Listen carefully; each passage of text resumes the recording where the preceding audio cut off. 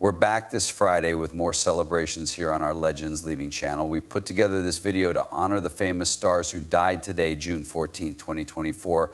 Legendary people who made important contributions to their works and who sadly have died today. We're sorry for the family and friends' loss. Peace out. First, though, we'd love it if you showed your love by liking this video and following the station by subscribing.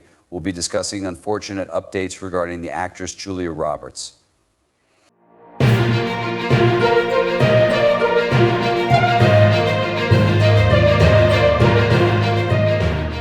Seven. Yoshiko Kuga was born on January 21, 1931, and died on June 9, 2024. Yoshiko Kuga was a known Japanese actor.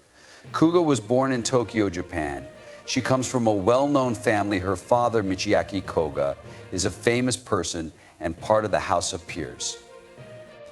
The first time she did performing work was when she joined Toho Studios while she was still a student at Gakushu and junior high school in 1946. Toho held a search for new faces in June 1946, and Kuga was chosen as one of 48 new artists out of 4,000 who applied.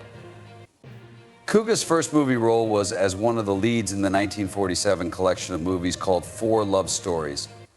In the early part of her career, she took part in the 1948 union strike at Toho Studios, which showed how much she wanted actors to have better working circumstances. In the 1950s, Kuga started working on his own, and he was in many Shochiku Studios films directed by the famous director Kisuke Kinoshita.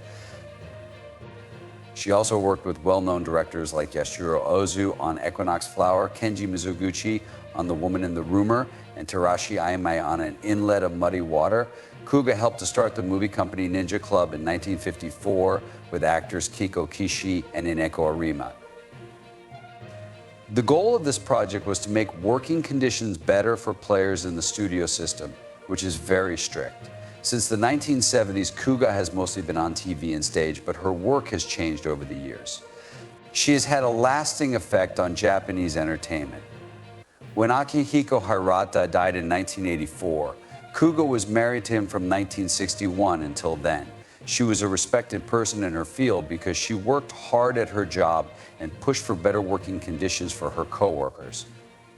Yoshiko Kuga died of natural causes on June 9, 2024. He left behind a body of work that includes memorable acts and important contributions to Japanese film. 6. Jacques-Emile Edmond Insermini is a French stuntman, actor, and biker. Was born on October 24, 1927, and died on June 6, 2024. Insermini was born in the 18th arrondissement of Paris and at first tried to make a living by racing motorcycles and pulling weights. From 1951 to 1962, he was a very good racer in the French motorbike championships, winning many times. In the late 1960s, Insermini switched to acting, beginning with small parts in plays. After that, he did more acting by appearing in B-movies in Germany. In the 1970s, he became well known in the erotica and adult film industries by using fake names like Bruno Coles, Jacques Sermini, and Jacques Levicki. Had a successful career in this genre until 1985, with parts like the cowboy in the 1977 movie Die Liar Porno. Jacques Sermini died in Paris on June 6, 2024, at the age of 96. He left behind a lot of different things in the worlds of motorsports and movies. 5.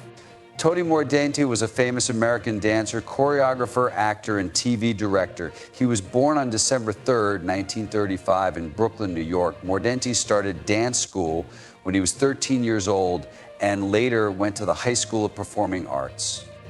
His father drove a beer truck. He got a scholarship to the American Ballet Theater School, and it was there that director Michael Kidd saw him and cast him as Lonesome Paula Cat in the 1956 comedy Lyle Abner.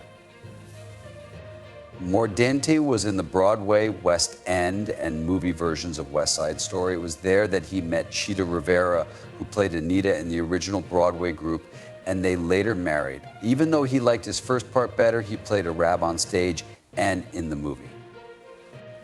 Even though it was against the rules for Mordente and Rivera to be friends, they got married and had a daughter named Lisa Mordente.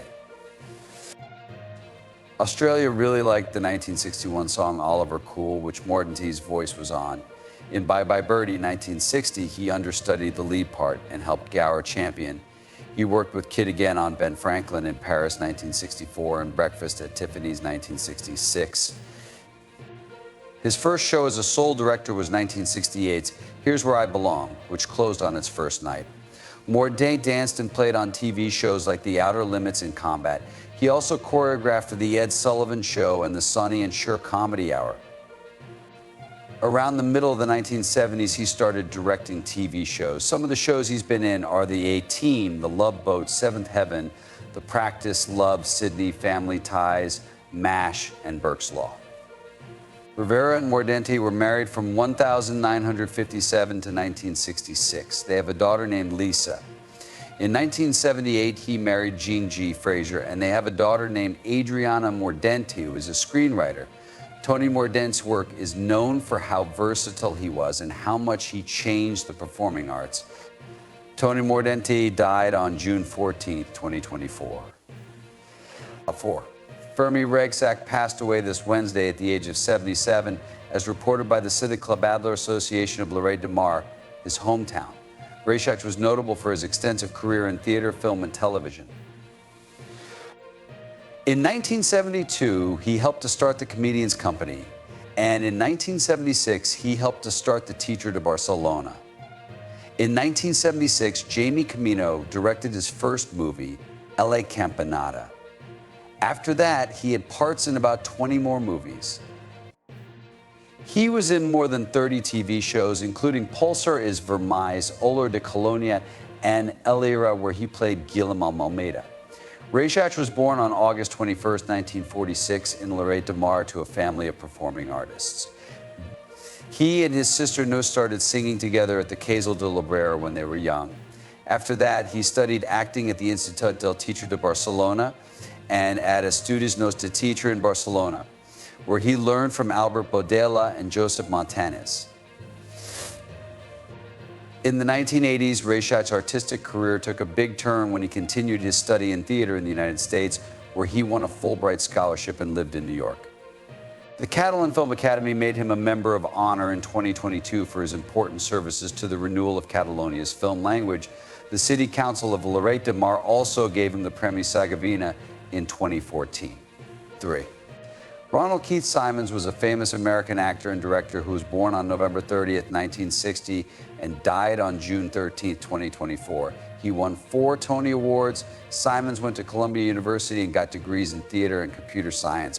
He then went to Columbia Business School and got another degree. Even though he loved playing since high school, he couldn't pursue it earlier because he was the main breadwinner for the family. He finally went to acting school when he was 39 years old, and he quit his job in corporate America at 47 to work in the movie business. As a producer, Simon worked on well-known movies like Gun Hill Road and Blue Caprice. He also continued to play in a number of different projects. He started Simon Says Entertainment in 2009, a company whose goal is to make movies, TV shows, and plays that focus on minority groups such as the LGBT, disabled, women, and elderly communities. As the University of Washington's commencement speaker in April 2022, Simons was a great pleasure. Also in 2018, Columbia College gave him the prestigious John Jay Award. Ronald Keith Simons died on June 13, 2024, at the age of 63 after having problems with his heart disease. He made many important accomplishments to the entertainment and arts industries. 2. Marco Antonio Goncalves dos Santos was born on December 13, 1955, and died on June 13, 2024. His stage name was Scoa. He was a famous Brazilian singer-songwriter and musician. Scoa was born in Sao Paulo, and his stage name comes from the Portuguese word escova, which means brush. This is a reference to his famous Afro hairstyle. Scoa learned to play the classical guitar when he was a youth. He started making money as a musician in 1975 when he joined the rock band Sosega Leo and Perm, which was then called Permitando Obrecht. At the beginning of the 1980s, Scoa worked with Itamar Asomso and the new wave band Gang 90, Ias Absurdates. His range was shown in 1984 when he led 2 radio shows on USPFM Carib 38 and Rapazes da Banda, the latter of which was a talk show. He started the famous soul band Sco Ia Mafia in 1987. They put out 2 records before breaking up in 1991 and then getting back together in 2006. In 1989, Sco recorded the song E Facile on the tribute album to Arnaldo Baptista called Sanguino Novo. Arnaldo Baptista Revisitado, this had a bigger effect on Brazilian music. As of 2003, Sco had joined the samba rock group Moco, taking over for founding member Fritz Escobar. Even after he died, Sco continued to have an impact on and add to the music scene. He had a heart attack and died on June 13, 2024, when he was 68 years old. The French singer and storyteller Marcel Gil, also known as Marcel Gilhouge Breton, was born on October 8, 1930, and died on June 11, 2024. He was born in El Anarvivi and was the 8th child. He learned himself how to play the harmonica. Because it wasn't allowed in schools, he learned Breton from his mother. Because he had trouble seeing, he started school late and had to leave early to work on the farm his family owned after his father died in 1953. In 1957, Gil used Breton again in a Celtic group in his area. He helped bring back Breton culture after World War II by setting up dance competitions and going to events with traditional music. In 2008, he got an award at the Conor Bauble. He was active in the Feznaz scene and staged Con Hadiskin with friends. Gil taught traditional Breton stories and helped start the 1983 radio show Radio Craze Breche. His achievements were honored with a biography and CD that came out in 2019. His last days were June 11, 2024, when he was 93 years old. He went into a nursing home in 2022. American basketball player and businessman Jerome Allen West was born on May 28, 1938, and died on June 12, 2024. West's time with the Los Angeles Lakers will be remembered for a long time. He was known as the Logo because his outline is on the NBA logo and Mr. Clutch. Because of the games he won, he was born in Cheyenne, West Virginia, and did very well at East Bank High School and West Virginia University. He led the Mountaineers to the NCAA championship game in 1959 and was named the most outstanding player of the NCAA Final Four. West played 14 years in the NBA with the Lakers and was named to 12 All-NBA first and second teams. He also made 14 NBA All-Star games and won MVP in the 1972 All-Star Game, which was also the year he won his only NBA title. As of 1969, he was the only player named Finals MVP on a losing team. He also holds the NBA record for most points scored in a playoff series, 46.3. In 1980, he was inducted into the Naismith Basketball Hall of Fame.